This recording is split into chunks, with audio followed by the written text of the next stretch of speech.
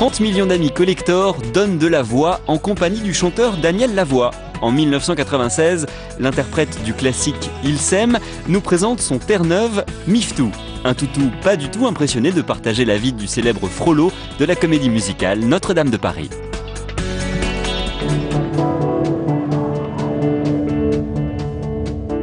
On peut avoir une voix virile et sensuelle, écrire des mélodies qui ont remporté quelques-uns des plus grands prix internationaux de la chanson et choisir de vivre caché, loin du bruit et des foules. Jour après jour, je ne laisse derrière une ombre qui tombe à genoux.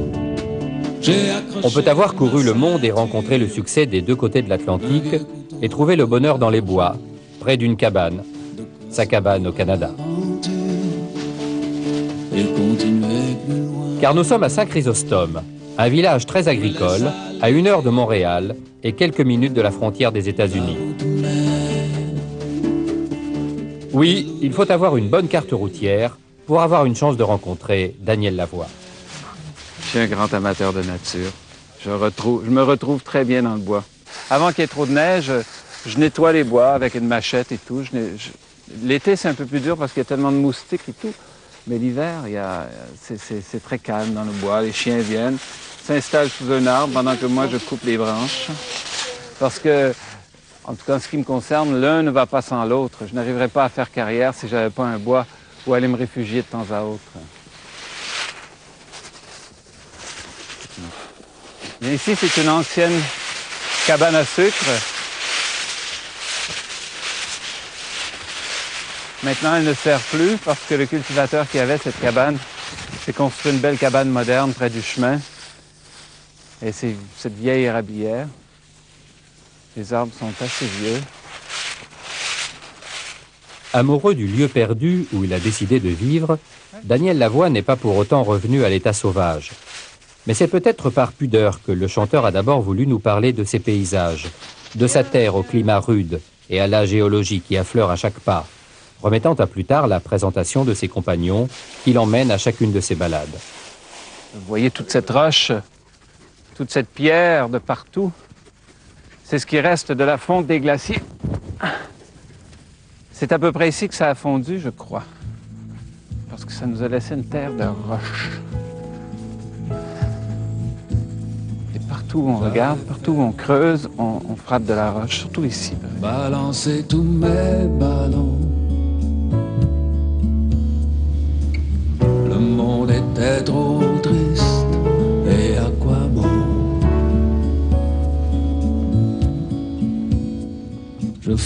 Au terme de sa promenade et après un petit bonjour à la voisine, l'auteur de quelques-unes des chansons d'amour les plus vendues non seulement au Québec, mais aussi en France ou en Belgique, arrive en vue de sa maison. Sans lampe dans le noir. Il y retrouve sa compagne, Louise Dubuc, avec laquelle il signe ses nouveaux textes. Là, dans un décor simple et chaleureux, ce grand timide qui sait aussi jouer de son charme auprès du public, nous explique enfin son style et son choix de vie. Oh, il y a 2-3 raisons. La raison principale, c'est que j'adore la campagne et j'ai un besoin de vivre dans la grande nature. Je pourrais aussi dire que je me sauve un peu des gens parce que quand on vit à Montréal et qu'on est connu, on est toujours scruté, les gens nous regardent toujours et puis bon, c'est pour me sauver des regards. Mais la vraie raison, c'est vraiment pour retrouver la grande nature. Et puis, je suis un jardinier, moi j'aime beaucoup travailler la terre. Et je peux avoir des grands potagers, ce que j'ai d'ailleurs, des grands potagers derrière là-bas. Oui, on n'imaginait pas forcément Daniel Lavoie, on le voyait plutôt en studio ou devant des foules en train de chanter. Ben, j'en fais beaucoup de ça aussi, mais c'est ma façon de me calmer, de me refaire. Ah ben voilà.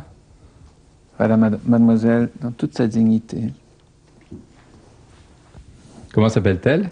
Miftou. M-I-F-T-O-U, je crois. C'est un nom que les enfants ont trouvé. Elle le porte très bien. C'est un chien d'hiver. L'hiver, elle se couche sur les bancs de neige et elle dort dehors sous la neige. Elle n'a pas froid. C'est assez étonnant d'ailleurs. Mais l'été, elle souffre. Est-ce qu'elle souffre? Elle se cache elle creuse des trous dans la terre pour se rafraîchir un peu. À 2 pas de la maison, dans son studio posé sur la prairie, Daniel Lavoie se prend à rêver à ce que peut être une vie de chien. Elle fait partie de la famille, Miftou. Elle vit avec nous. Elle n'a pas d'autre raison d'être que d'être là. Et on l'aime. Elle nous aime, je crois. Elle passe l'hiver avec nous, et puis l'été, puis le printemps, puis elle est là. C'est une amie. Alors avec les chiens des voisins, ça se passe bien? Bah, c'est Toulouse, c'est Matisse, c'est les 3 mousquetaires, c'est des grands amis.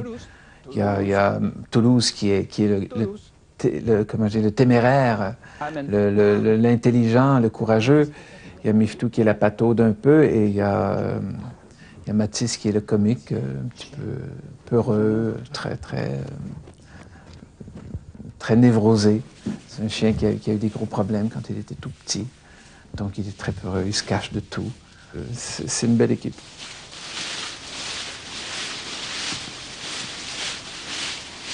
Pourquoi en plus, vous avez une famille structurée qui existe, pourquoi en plus avoir un chien et un gros chien? Oh, il y a plusieurs raisons. Un gros chien un peu pour la garde, parce que je suis évidemment parti souvent, donc ma femme reste avec les enfants. C'est plus sécurisant d'avoir un gros chien qu'un petit chien. Miftou a une très grosse voix, des grosses dents, même si elle est très gentille, la nuit elle l'est moins. Et à part ça,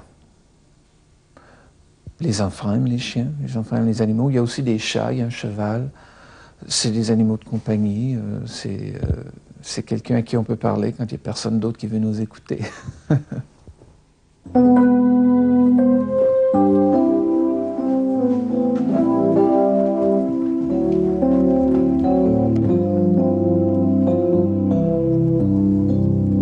Dans vos sources d'inspiration, le décor qui vous entoure compte beaucoup?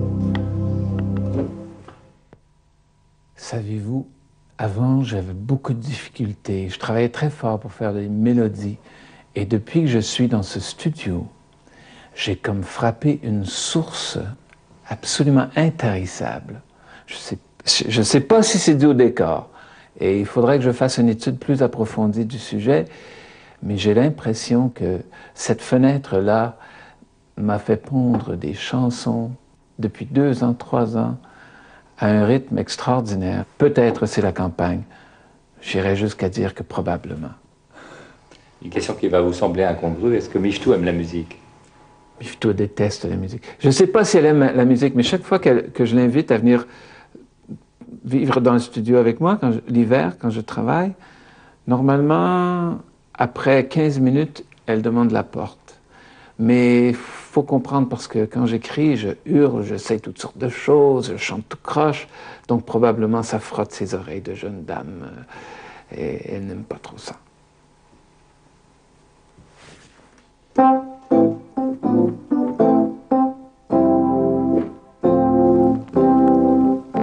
Quittant Saint-Chrysostome sur la pointe des pieds, on ne pourra plus écouter Daniel Lavoie chanter le bonheur et l'amour sans penser à l'homme des bois, aux feuilles d'érable et à Miftou, le chien qui n'aimait pas la musique.